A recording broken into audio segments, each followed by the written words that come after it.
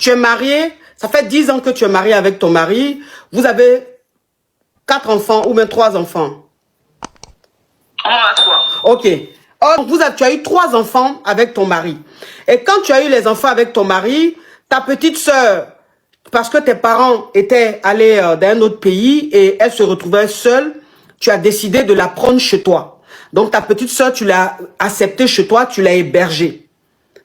Et ta petite sœur, en fait, comme tu es une expatriée, enfin, je dis, tu as eu un boulot quelque part, donc on t'a affecté, tu as dû voyager pour travailler. Et donc ta petite sœur, c'est elle qui est restée avec tes 3 enfants et ton mari. C'est ça, avant que les enfants ne nous rejoignent et que elle, du coup, j'ai décidé, comme je suis partie, je me suis dit que c'est pas normal qu'elle reste là, il faut qu'elle parte. Donc, elle est retournée à la maison familiale. Mais entre-temps, ils entretenaient leur relation. Ok, donc ça veut dire que quand tu as voyagé, elle est restée avec ton mari et les 3 enfants. Et toi, maintenant, comme tu n'étais pas... Le temps que tu t'installes. Et quand tu t'es installé, tes enfants t'ont rejoint en Europe. Quand tes enfants t'ont rejoint, tu as demandé à ta petite sœur de rentrer en famille puisque tu n'étais plus là. Donc, ça servait à quoi qu'elle reste dans la maison. Tu lui as demandé de retourner en famille. Sauf que quand toi, tu étais au pays avec tes enfants, ta petite sœur et ton mari graissaient déjà ensemble. Donc, quand toi, tu es venu ici en Europe et que tu as fait les papiers, tu t'es installé, que tu as fait venir tes enfants, lui continuait toujours de gré avec ta petite soeur malgré le fait qu'elle soit rentrée en famille. Et aujourd'hui, tu apprends que... Attends, mais ton mari, il vous a rejoint ou lui, il est encore dans le pays? Non, lui, il y est parce qu'il y travaille. Ok, lui, il est resté au pays parce qu'il travaille toujours. Donc, toi, tu es en Europe ici avec tes enfants. Et elle est rentrée en famille, mais elle continue la relation avec ton mari et tu viens d'apprendre qu'elle est enceinte de ton mari.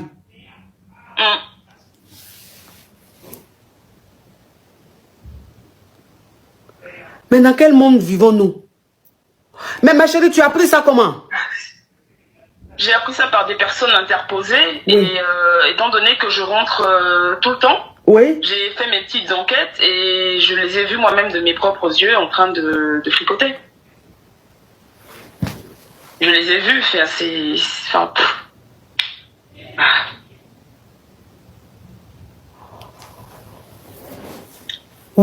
Du coup, je sais pas comment gérer la situation. On a des enfants, je veux pas non plus que mes enfants ils se retrouvent moi je suis partie, c'était pour travailler.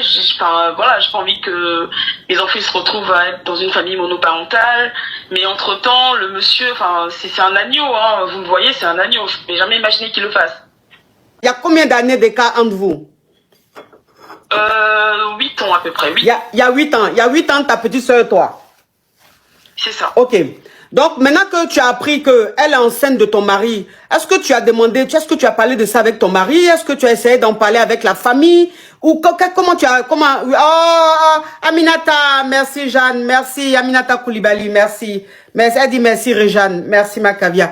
Maintenant, toi, quand tu as eu les preuves de la liaison de ton mari avec ta petite soeur, est-ce que tu as eu à parler avec ton mari? Est-ce que tu as eu à parler avec la famille? Qu'est-ce qui s'est passé? Bien évidemment, la question elle est très perplexe, donc du coup je n'en ai pas parlé avec la famille, mais avec lui on en a parlé, je lui ai expliqué la situation, il a demandé 1001 excuses, il a fait des cadeaux, des voyages, de l'argent, tout ce qu'on peut imaginer, et voilà, il a demandé des excuses, comme quoi il savait pas ce qu'il faisait, pourquoi il le faisait, mais entre-temps, les actes sont là et c'est fait, et il nie complètement qu'elle soit dans cet état-là et qu'elle le fasse juste pour m'atteindre. Et puis voilà. Mais il a reconnu la relation avec ta sœur. Il a dit que c'était arrivé une fois comme ça parce qu'elle l'a provoqué, mais il faut avouer que c'est une grosse provocatrice. Moi-même je l'avais remarqué. Des fois je partais, quand je revenais, je la trouvais, elle venait m'ouvrir le portail quand le gardien n'était pas là, mais elle venait vraiment dans des tenues invraisemblables. Je me demandais mais comment tu es comme ça dans la maison avec mon mari? Non, j'étais sous la douche, quand t'as klaxonné, je suis venue ouvrir, etc. Mais, voilà, je commençais à me poser des questions, mais c'est tellement difficile de se dire que, oui, ta petite sœur te fasse ça, c'est, voilà. Bon, il a reconnu qu'il en fait une fois, d'après lui, mais bon, je veux dire, en une fois, on peut très bien aussi tomber enceinte, ça s'exclut pas. Et il dit aussi autrement que, enfin, elle est dans cet état, ok, enfin, qu'elle n'est pas dans cet état et qu'elle le fait juste pour m'atteindre parce que elle n'arrête pas de lui dire tout le temps que moi je suis une mauvaise femme, que elle est mieux, qu'elle pourrait mieux prendre soin de lui, etc. Donc en vrai, elle parle du mal de moi chez mon mari. Et elle le fait tout le temps. Enfin, voilà. Ta petite soeur, même père, même mère. C'est ça.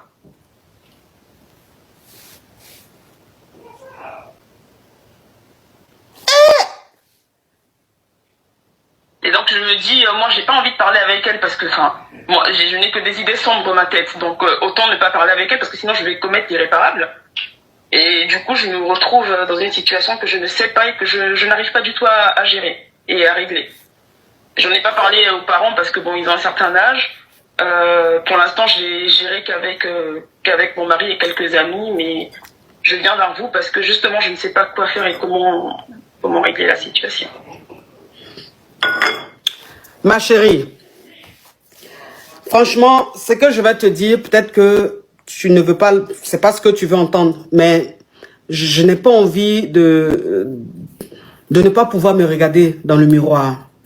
Je veux rester droit dans mes bottes, je vais te dire ce que je pense. Après, tu n'es pas obligé de faire ce que je te dis de faire. Ce que je vais te dire, peut-être que tu ne veux pas, c'est pas ce que tu veux entendre, mais je n'ai pas envie de ne pas pouvoir me regarder dans le miroir. Je veux rester droit dans mes bottes, je vais te dire ce que je pense. Après, tu n'es pas obligé de faire ce que je te dis de faire, mais il faut que je te dise la vérité.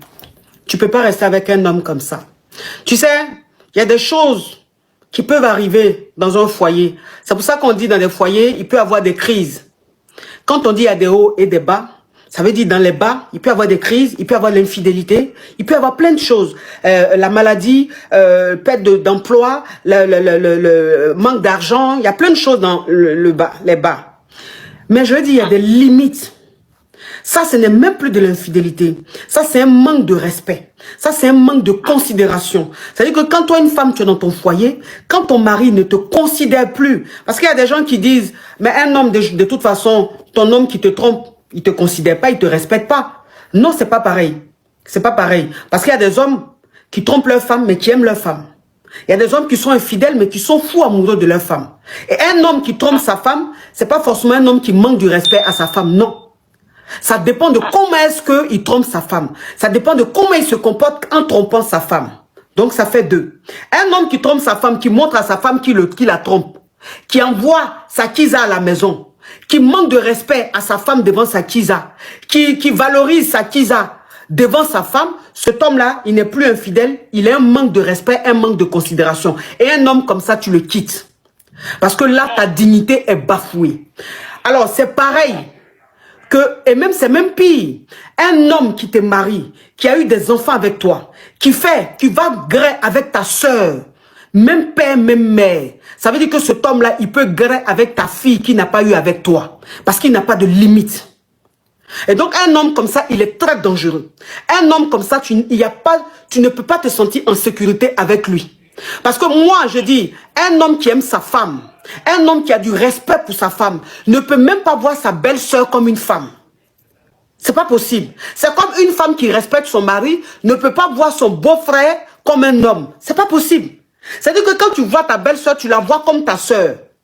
Mais à quel moment, même si elle s'habille de façon provocante et tout, mais je dis, toi l'homme, l'amour que tu as pour la femme, la considération que tu as pour ta femme, ça crée une barrière dans ta tête. Donc tu ne regardes même pas, tu ne rentres pas dans le jeu. S'il a fait ça, c'est que ce monsieur-là, il s'est dit qu'il a dépassé les limites. Et quand un homme dépasse les limites, tu ne lui pardonnes pas. Tu peux lui pardonner après, parce que c'est le père de tes enfants. C'est-à-dire, pour qu'il puisse voir ses enfants, il joue son rôle.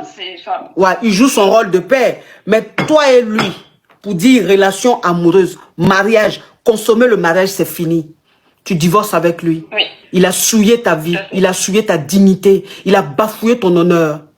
Il a créé mais c'est-à-dire que il a créé une division dans ta famille. Parce que là, tes parents sont beaucoup âgés. Tu veux pas leur dire parce que tu as peur qu'ils piquent une crise. Parce que les parents, quand ils sont beaucoup âgés, c'est comme ça. Moi, ma maman, elle a des problèmes de santé, la tension. Bon, elle n'est pas malade, mais elle a la tension. Il y a des choses, ma petite soeur, moi, on lui dit pas. Parce qu'on se dit, elle est fragile, il y a des choses qu'on ne peut pas lui dire. L'émotion peut faire qu'elle va se retrouver dans un état très, très, très grave.